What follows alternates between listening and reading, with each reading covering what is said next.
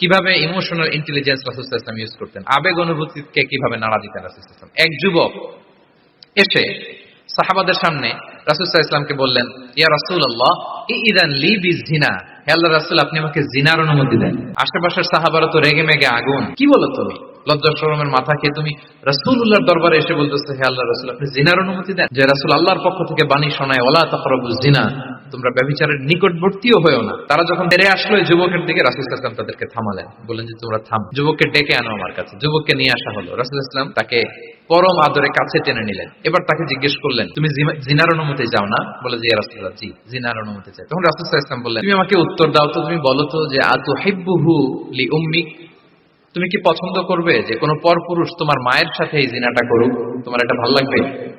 সে বলে লা ইয়া রাসূলুল্লাহ, না কখনো না, আমার মায়ের সাথে কেউ এই পাপাচারে লিপ্ত হবে এটা কোনো মানুষ মেনে নেবে না, আমি কেন, কেউ মেনে নেবে। তারপর রাসূল সাল্লাল্লাহু আলাইহি ওয়াসাল্লাম তাকে বললেন আতুহিব্বুহু লিবনাতিক, তুমি তোমার কলিজার টুকরা সন্তান কন্যা সন্তানের সাথে, তোমার কন্যার সাথে কেউ এই পাপ কাজটা করুক, এটা তুমি মেনে নিবে, এটা তুমি পছন্দ করো? সে বলল লা ইয়া রাসূলুল্লাহ, হে আল্লাহর রাসূল কোশ্চিন কালাও না, কখনো মানবো না, আমার মেয়ের সাথে কেউ এই কাজ করেন কখনো কেউই তো পছন্দ করবে না এটা। তখন রাসূল সাল্লাল্লাহু আলাইহি ওয়াসাল্লাম বললেন তুমি যার সাথে জিনার অনুমতি চাইছো সে তো কারো না কারো মা, কারো না কারো মেয়ে, কারো না কারো বোন, তুমি এভাবে কেন ভাবতে পারো না? সুবহানাল্লাহ।